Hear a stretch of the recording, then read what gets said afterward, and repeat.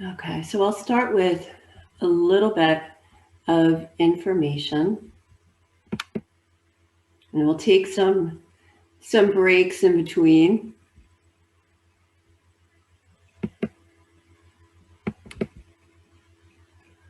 All right. So, what is happening in the sky? The winter solstice has been honored for thousands of years across a number of cultures and spiritual traditions. The actual word solstice is Latin, which means sun is standing still. This is the longest night of the year, so there's more darkness than there is light. But starting tomorrow, we get incrementally more light throughout the day. So this traditionally, thousands of years ago, was celebrated as the new year. So when the sun enters Capricorn, and if you're not that familiar with the signs or the sun signs, if you're a Capricorn, anyone born December 21st through January 20th would be born under the sign of Capricorn. So we're moving out of Sagittarius into Capricorn. And the December 21st, the solstice, marks that. So it entered this morning, Capricorn, and this year, so much more is happening because we have the grand or the great conjunction of Saturn and Jupiter in Aquarius.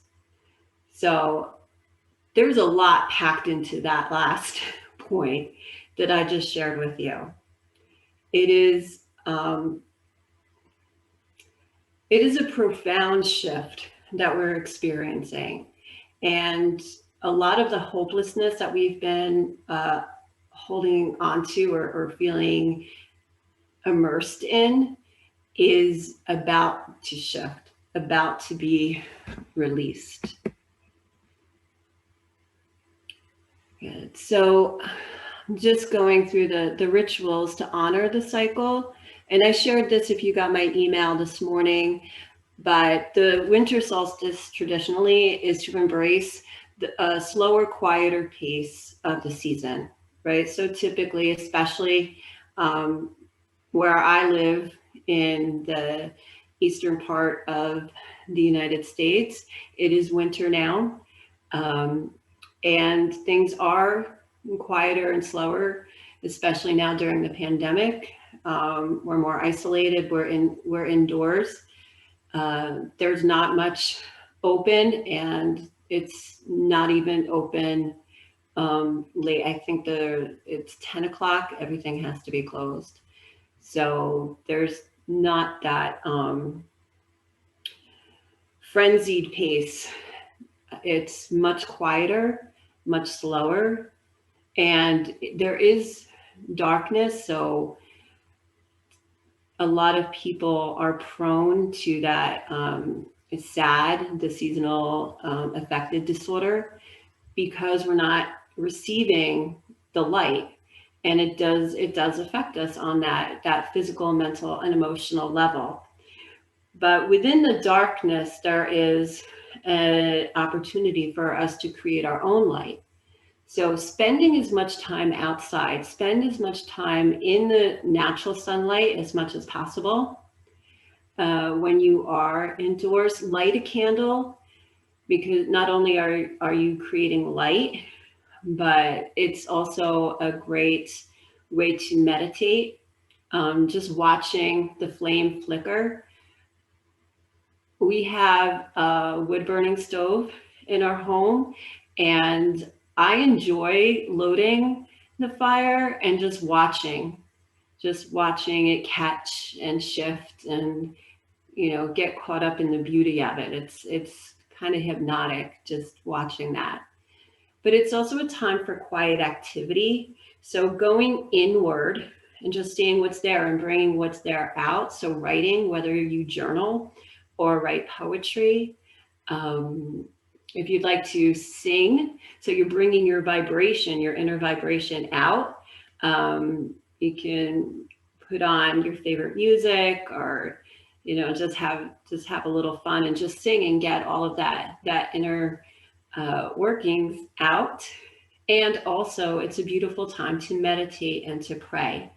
So there's a lot to pray for, and I don't dictate, how people should pray or what they should pray for, because we should be able to trust ourselves and our own heart pullings. So what you're being drawn to, and I'm grateful that you were drawn this evening to share this with me, is to honor yourself. And that's above and beyond what we're called to do, especially during this time. So I also like to bring in the ancient wisdom. I started my full-time devotion to a spiritual practice I committed in 2013. I started with my teacher training, but I started before then. I started years before then, kind of more like dabbled in yoga, but then studying that it was more than a physical practice, that it is a practice to go beyond the layers of the material of what's just being shown in front of us, and going into those innate powers of vision, of knowing, and bringing all of that up. So the Upanishads is one of the Vedic scriptures. It's actually one of the later ones, still pretty ancient. But it states, you are what your deepest desire is. As your desire is, so is your intention. As your intention is, so is your will. As your will is, so is your deed. As your deed is, so is your destiny.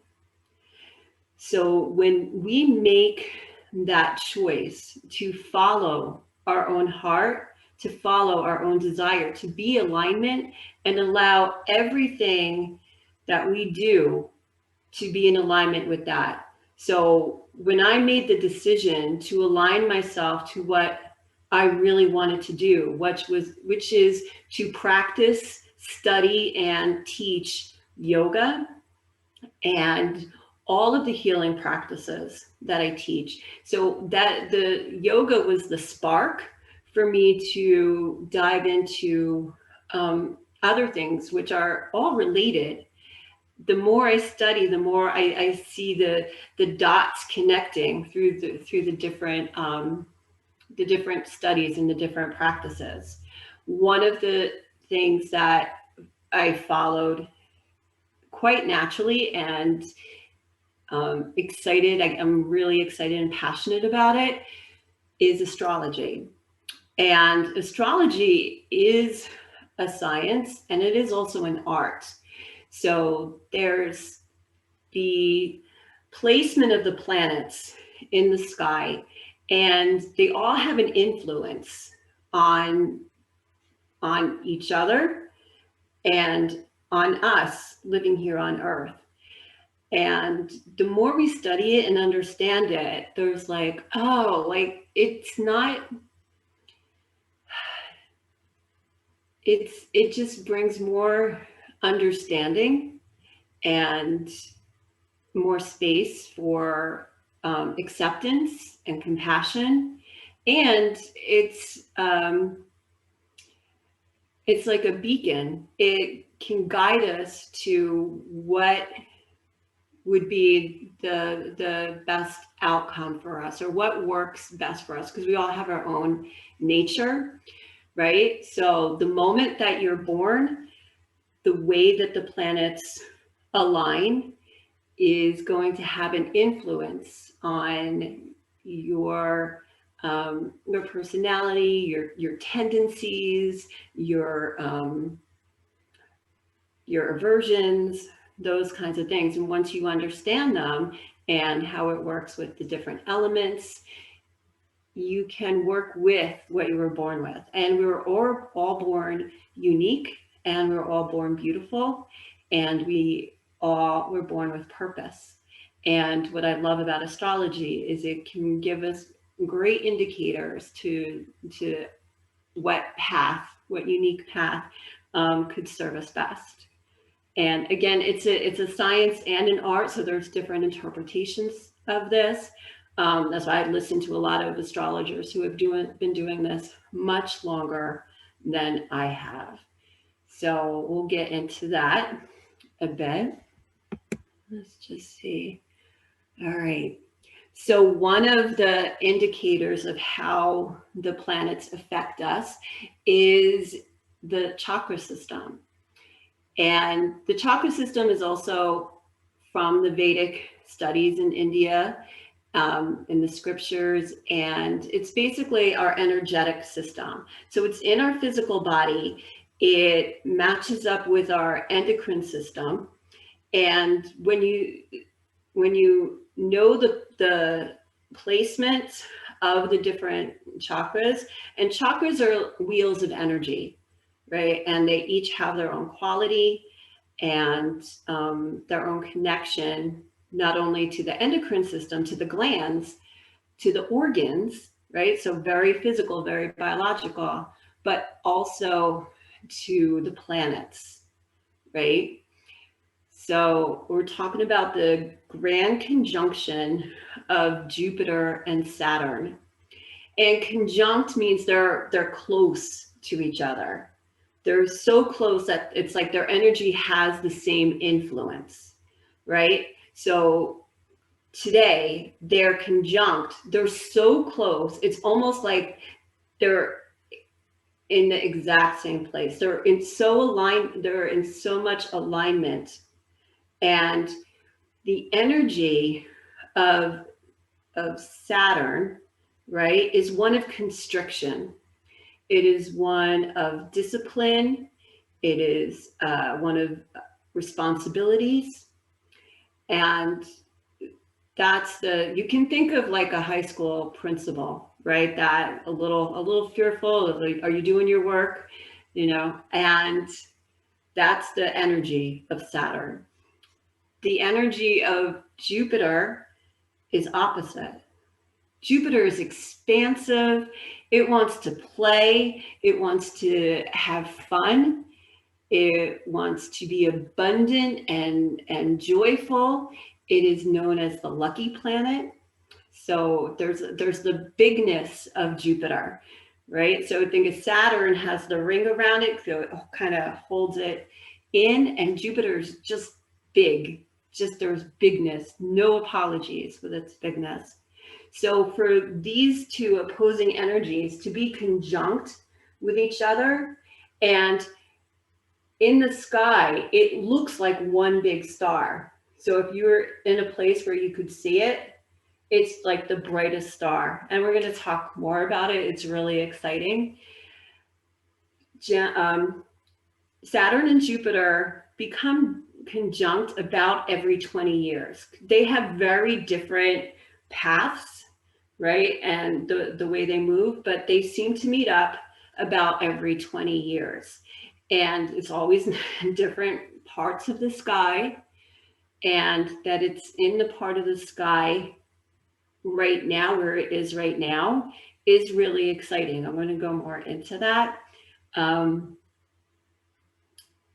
But yeah, and it's very close together, and it hasn't been this close in 800 years, right? So it's a big deal.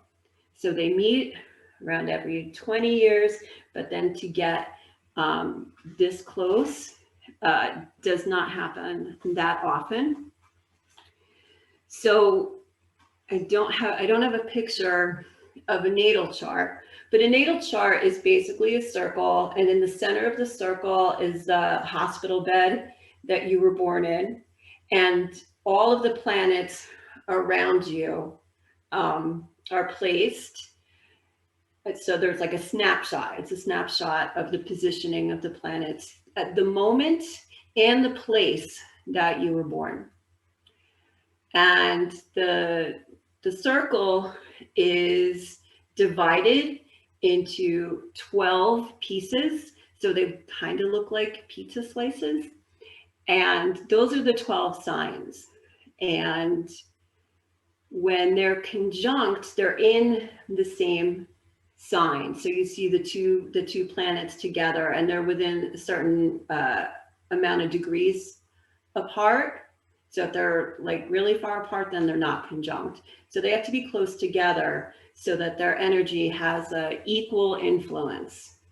And the part of the sky that this grand conjunction is in right now of Saturn and Jupiter is in Aquarius. Okay, so that's really exciting. The energy of Aquarius. So a lot of people know the different signs and what your sun sign is. And if you're an Aquarius, that energy is of someone that thinks outside the box. All right. They think about the future. It's almost like the norms don't really apply to them.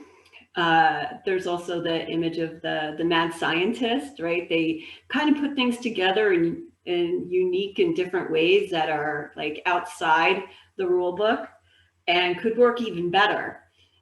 So it's like, let's play with this. Let's try something different. And they just see things very differently. So if you're an Aquarius or you know someone that is or has those qualities, even if their sun sign is an Aquarius, they still could have that influence. We all have the archetypes of all the signs.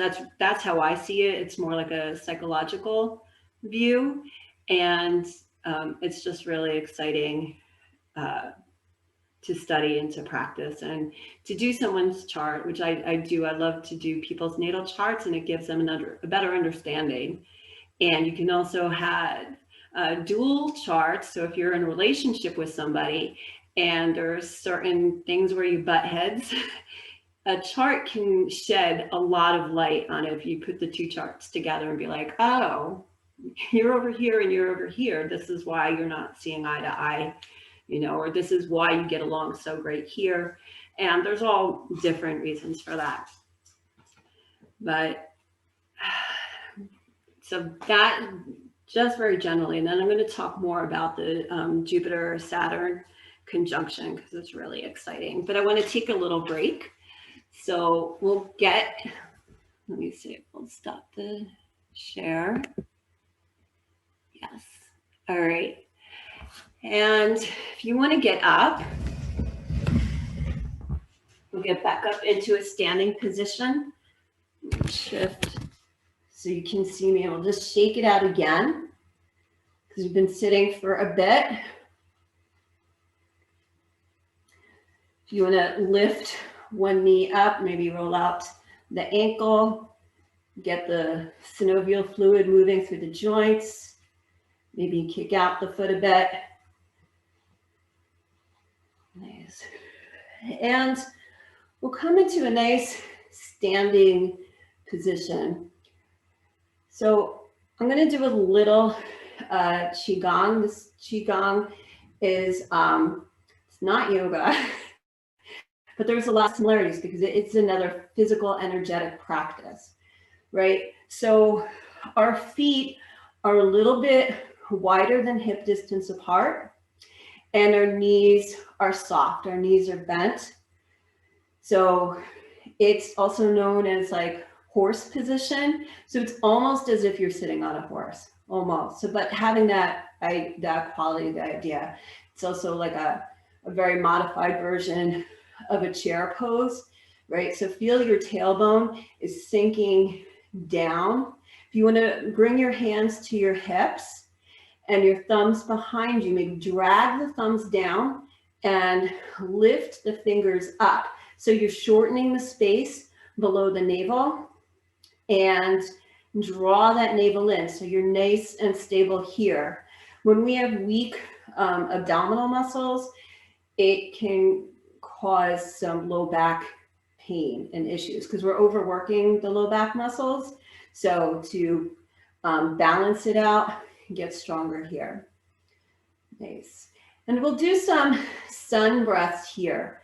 So we'll inhale the arms out and up, and then exhale, bring the hands to the heart space, right? So a lot of people recognize this as a prayer pose or prayer hand positioning.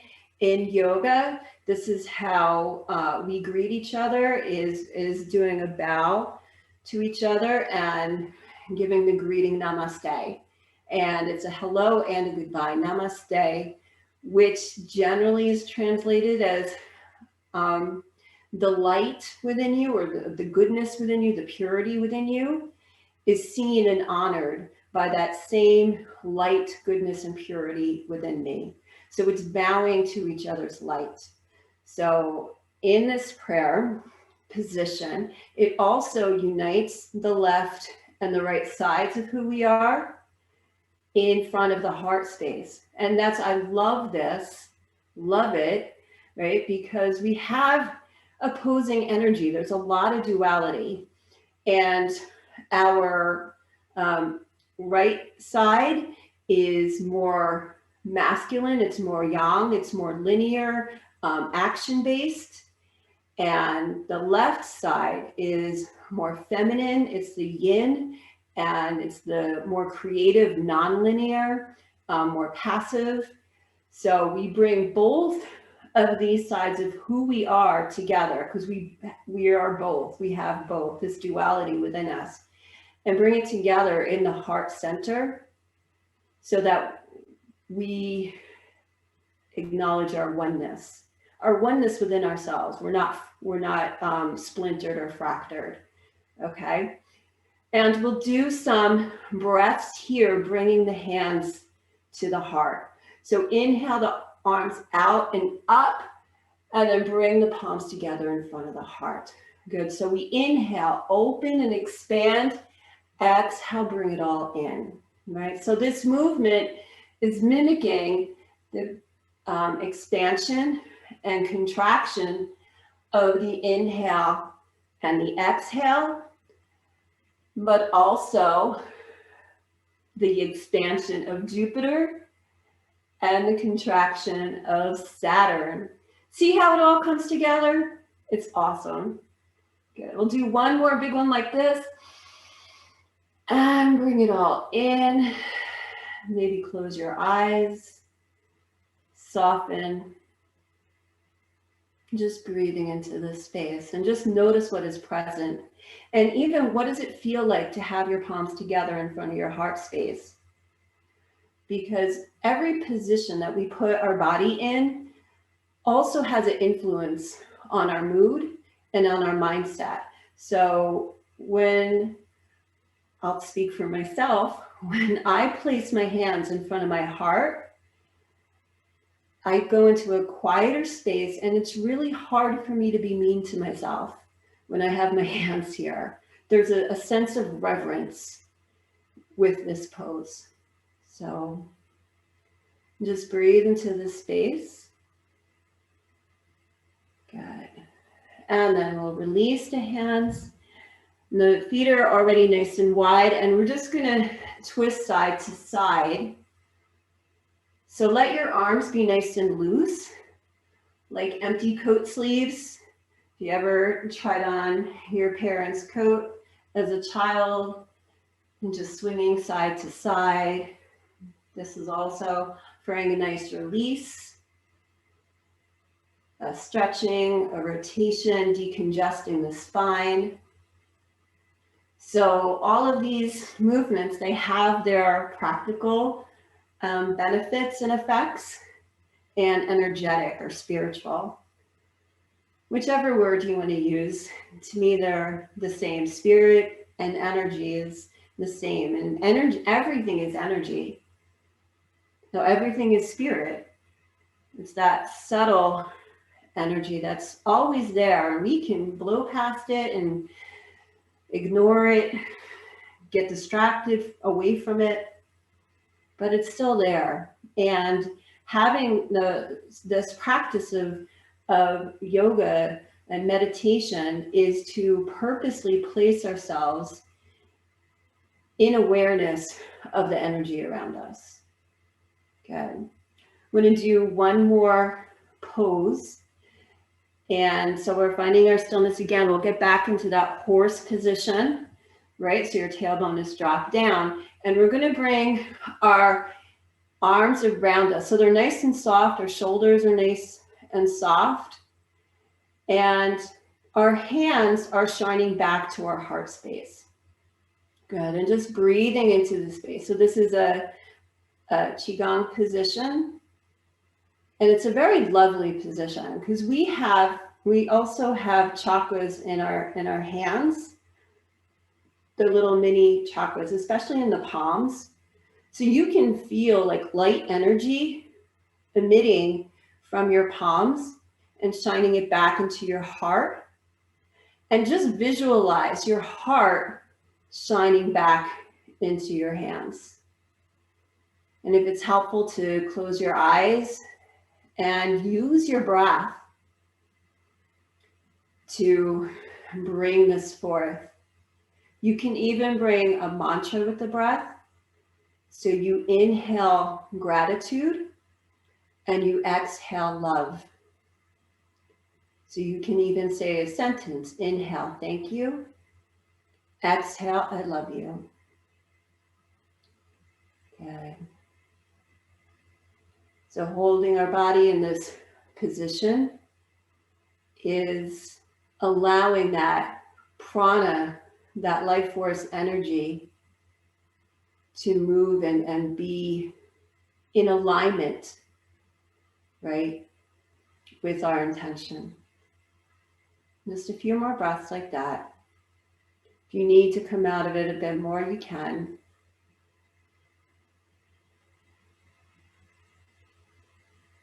Good. And then we'll just relax our hands down and shake the feet out again, and then we'll find our seat.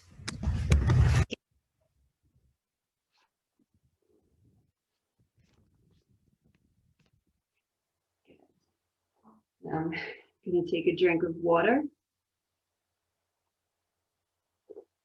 Best day ever.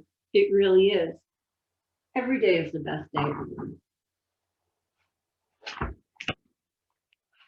So Jupiter and Saturn in conjunction.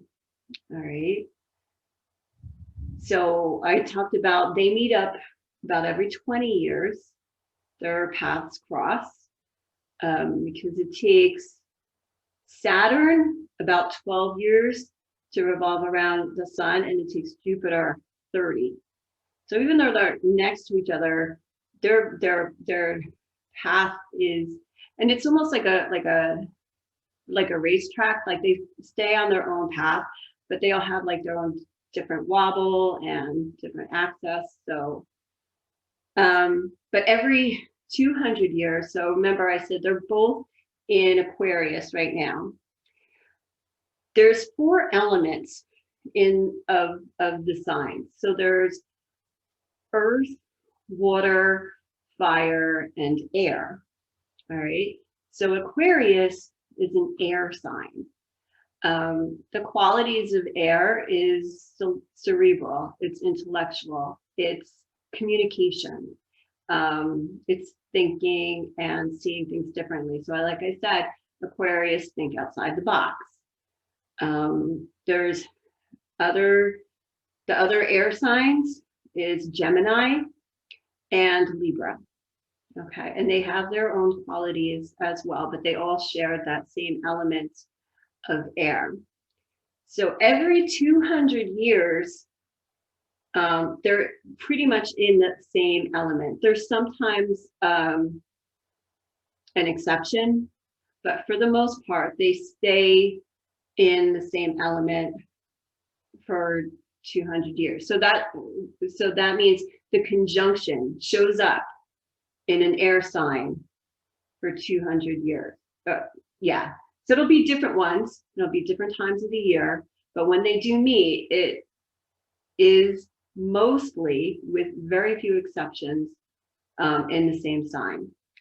So from 1603 to 1802, the conjunctions always met in fire signs. So fire signs is Aries, Leo, and Sagittarius. So if you think what was happening in the world during that time, there was the American Revolution and the French Revolution. There was a lot of discord. So think of fire. Fire is a lot of shifting, transformation, burning away of the old and bringing on new. So a lot of volatile, fiery things were taking place on the globe. From 1802 through 2000, which was the last conjunction before today, it was in earth signs. So Taurus, Virgo, or Capricorn. So they would meet in an earth sign. And that was the period of the Industrial Revolution, right? All of these corporations, our financial systems, all made these huge shifts during that time. And now, today, being in Aquarius, it is the first air sign for the next 200 years. So we're in Aquarius now, and it'll move through Gemini or Libra. So it's a really exciting time. And like I said, that air quality is shifting mindsets. It's shifting the way that we think and the way that we perceive the world. So it's really exciting, and it's a collective shift. Yes. Also, so I talked about the planets being like on its own racetrack. So when they are in alignment, when they're conjunct and they're so close together, they're horizontally aligned, not necessarily vertically aligned. However, today they are both horizontally and vertically aligned, Saturn and Jupiter. Their vertical alignment is 0.1 degree. So very, very close. So it's a huge sign. It's a really huge sign. So the last time that the planets were this close, it was in 1623. But the last time that it was this close in Aquarius was in 1226. But the last time it was in Aquarius was 1405. So to have this grand conjunction in Aquarius has been 600 years. So another indication of the shift is there's an era that lasts 2,000 years, right? So we are coming out of the Piscean age into the age of Aquarius, right? And you guys know the song like from the 1960s, like this is the dawning of the age of Aquarius. It really was. It really was. In February 1962, there was a stellium in the sign of Aquarius. So a stellium is when 3 or more planets are in the same sign. They're all in the same part of the sky. And the 7 classic planets were all in Aquarius. So that's the sun and the moon, even though they're not planets, but in astrology, they're recognized as planets. Mercury, Venus, Mars, Saturn, and Jupiter. They were all in Aquarius in February 1962. Right? So it really was a shifting of mindset back then of being more free, of letting go of the old way of being and discovering new freer ways to communicate, to interact, to be social, to run or create businesses, to learn. All of that was shifting. So that was, you know, a bit over 50 years ago. So that was the dawning of the age of Aquarius, which that door is opening today. So the Piscean age, right, was to develop compassion, to evolve artistically, to improve health, including mental health, and to increase receptivity to the mystic or the spiritual impulses. So the Piscean age, that started in 7 BC, and that was the end of the Aryan age, or the age of Aries. So before that was the age of Aries, right? And that was a whole, you know, shifting of culture and had its own qualities. So in 7 BC, there was a grand conjunction of Jupiter and Saturn, and it was the star in the sky, also known as the Bethlehem star or the Christmas star. So that was the star that the 3 wise men followed. Okay, so that's the Star of Bethlehem, and that aligns and matches up with the grand conjunction at that time. So the Piscean age started with the grand conjunction of Saturn and Jupiter, and now the age of Aquarius starts with the grand conjunction of Saturn and Jupiter on the winter solstice, 4 days before Christmas. Like, you can't make this stuff up. That's why I'm so excited about it. So the qualities of the Aquarian age is to develop skills in detachment, especially emotional detachment. Right. And I've been learning this on a personal scale, and to see that it's going to be global is thrilling. So much freedom there. So much freedom there. Philanthropy. So being more involved in the collective and how we can benefit or give benefit to others, to give support,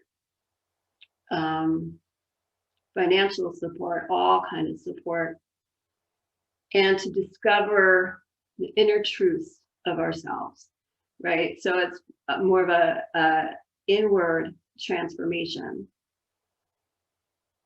So it's really exciting. So this is going to be the first age of Aquarius in 26,000 years. And this is going to last for the next 2,000 years. So our responsibility for being in this era is we must respect our dreams and our wishes, right? So we have to follow our heart, just like what I was reading, right, from the oracle card. Where is it? There we are, right? And it was to tune in and turn on, right? Very 60s kind of, you know, vibe there. It is also our responsibility to cultivate hope and idealism, right? So that paradigm of struggle and it's never going to work out, and to be hopeless, scared, we need to let that go and to create that utopian version of what we want to see, that dreamscape, right? And the Aquarian energy is available to help us. So it's going to be like an electric excitement. And you know, when like you're like, oh my God, I can't believe this is happening. And we have those moments in our life where it's like, I can't believe, like, it's just that excitement, that currency, that electricity is that Aquarian energy. And it's about the future and about human potential and creating new ideas for solving problems, and a commitment to foster individual genius to benefit the collective, evolution, and well-being. It's so exciting. It's really exciting. And having all of this together is just so hopeful. But it's not going to be taken care of for us so much, but to follow that impulse, right? That spiritual impulse of following our own dreams and to support the dream of the collective. And it will help us be more in alignment with that and with each other. And when you have these conversations with people that resonate with you, and those that energy gets amplified, that's where we're at right now. That's where we're at. And that's why I'm so grateful for doing the work that I do. And when I started the work that I do, I had no idea that I would be such a part of this transformation. And it is happening on a global scale. And it's information that I just wanted to share and to bring forth, to bring about. And it's all within you. Like, I'm not making this stuff up. I'm not the one that created this or doing this, but I am a part of it. One of my teachers who would talk about the universe is within us. The universe is in our heart. So you can think of the sky as a reflection of us, of you, right? So just going to breathe into that, the awesomeness of it. It really is huge and profound and awesome and beautiful. And if it's helpful to place your hands on your heart, I do believe that the universe dwells within our heart, that we dwell, our highest version, our wisest self is in our heart. This is also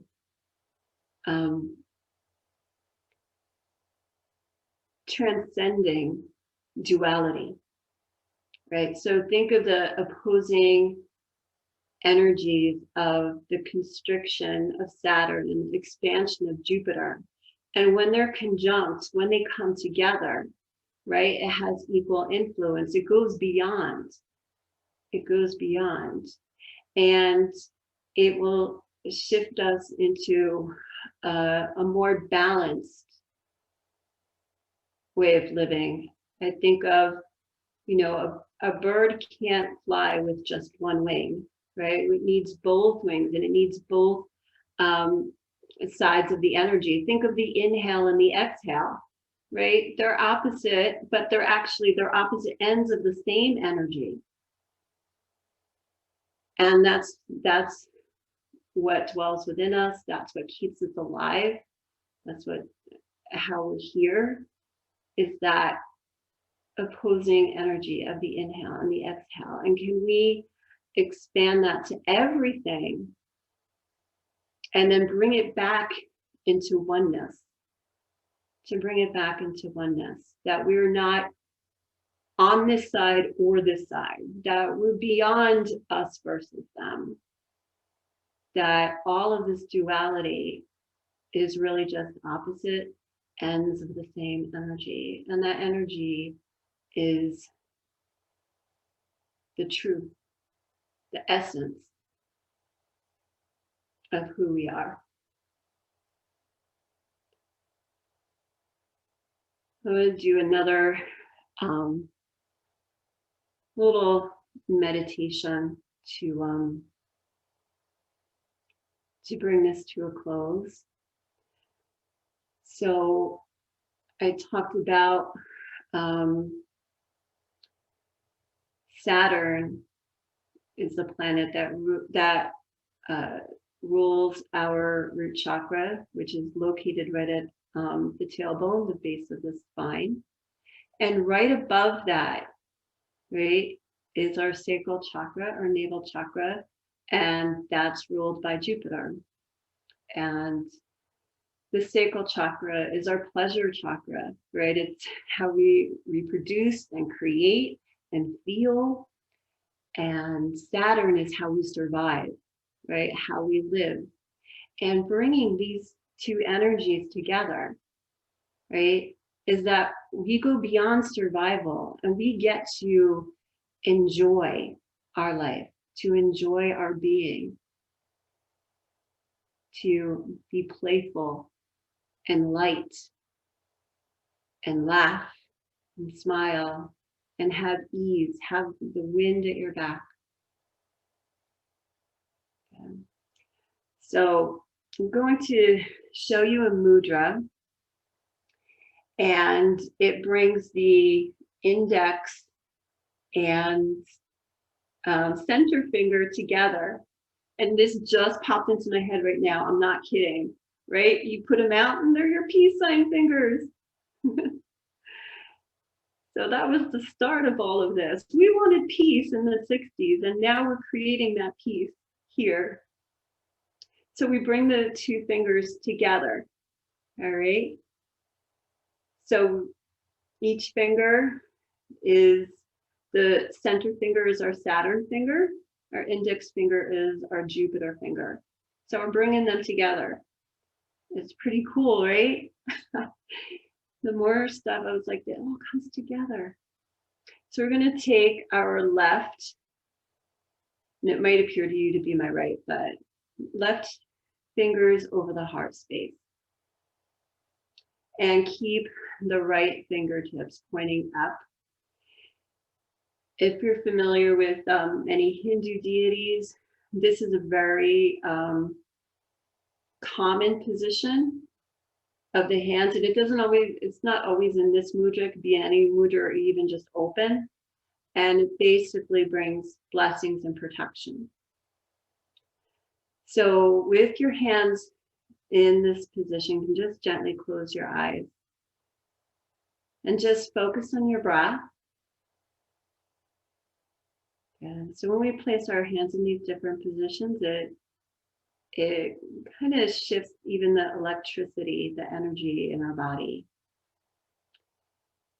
And just following the expansion of the inhale, feel your belly expand. If you're not used to it, just bring your belly out, fill up with air, and then exhale, squeeze that air out. So you're bringing your navel towards the spine. So these belly breaths is really awesome. And it brings us into that space of rest and digest, that all is well. So if we're ever feeling anxious or upset, these belly breaths can help us calm our system down. So just breathing into the space.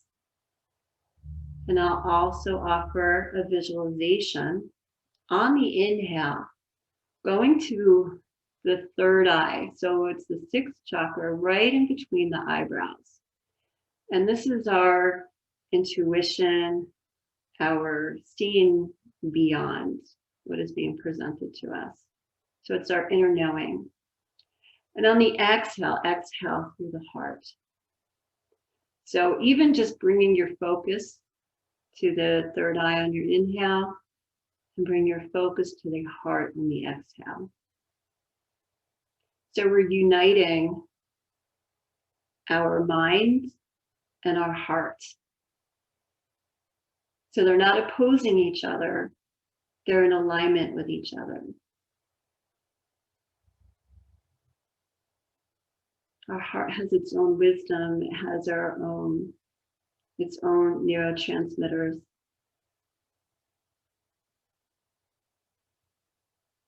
So if we're getting anxious, just go into the heart and just breathe into that space. There's so much spaciousness here.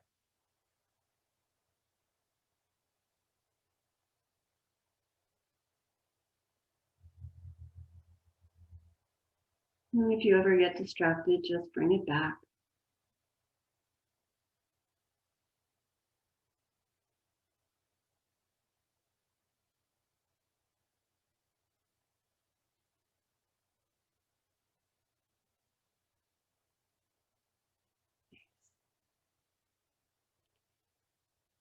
And very mindfully can release the mudra, maybe wiggle the fingers a bit. Because sometimes holding it for a bit gets a little stiff. Keeps being practical. And then place your palms together in front of the heart.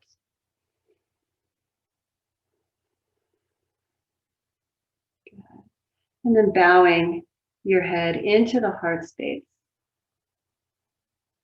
offering reverence and gratitude for this time together, for this practice, and for each other. The light within me sees and honors the light within you.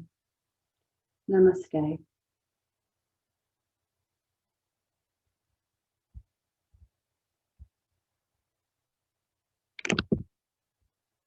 Okay.